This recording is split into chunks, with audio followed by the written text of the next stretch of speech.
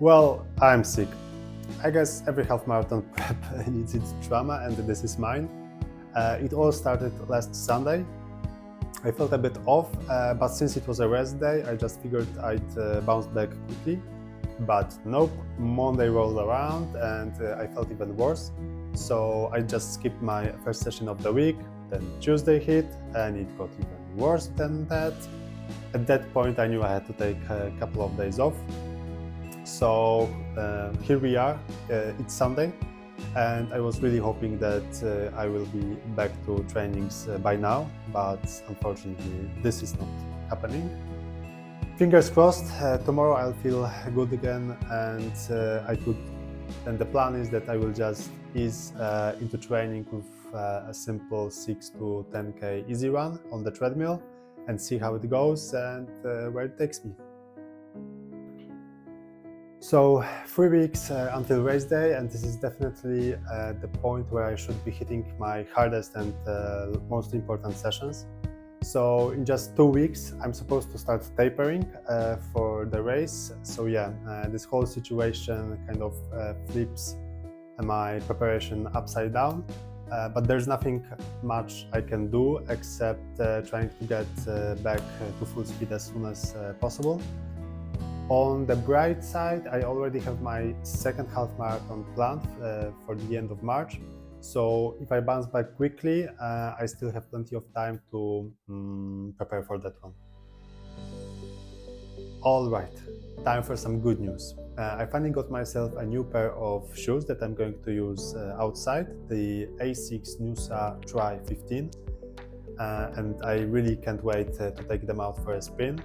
I tried them on at home and they feel really well profiled, especially for those faster sessions.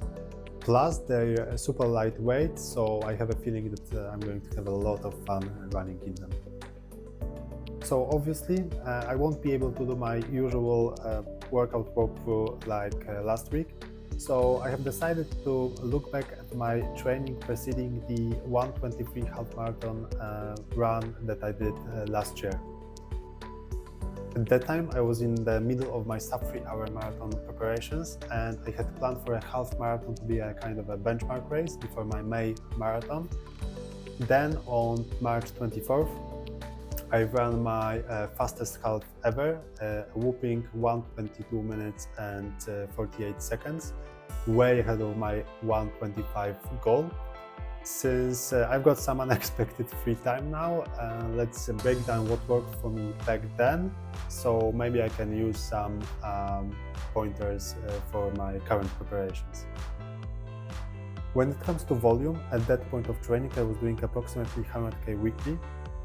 And even in the race week, I've done 56k without the race included, which is definitely not nothing. If I had to pick the 3 key workouts that made the biggest difference in my training, it would be these. So Friday intervals at marathon pace, sessions like 5 times 3k or 4 times 4k, running between 4 minutes 30 seconds per kilometer up to 4 minutes per kilometer. The second type, long tempo runs on Tuesdays. So those would be something like 16 to 18k at a pace slower than marathon pace, but run on treadmill with a 0.5% incline. And third of all, the type of runs that I hate the most, extensive long runs, so anything between 25 to 30 k's to build endurance. When it comes to race day, it was only 5 degrees and I remember freezing before the start, so I had to hide out in the changing tent just to stay warm. My warm-up was a 3k jog followed by some dynamic stretches and short sprints, nothing fancy, just enough to get my legs moving. This was also the first time I raced in my Vaporfly 3s, and yeah, they definitely did their job. Once the race started, I stuck with the 1:25 pacer. That was the goal after all, and I felt great right from the start, and even thought about speeding up at 5k, but I decided to stay patient and stick with the plan. At 8K there was a slight downhill, and without much effort I pulled ahead of the pacer. At that point I had the choice either to slow down or go with it. I didn't push too hard, just pick up the pace about 5 seconds per kilometer. With 4K to go, the uphills were behind me and I still felt strong. My heart rate was sitting at around 162 BPM, so I knew I had plenty left in the tank. That's when I made my move. I pick up my pace, averaging to 344 for the final stretch, a huge 17 seconds kilometer per faster than my original goal. But when you're that close to the finish line, you just go for it. I pushed through and got it done. Well, I can't wait to get back to training, and hopefully my next half marathon will bring some new great memories. That would be all for this week.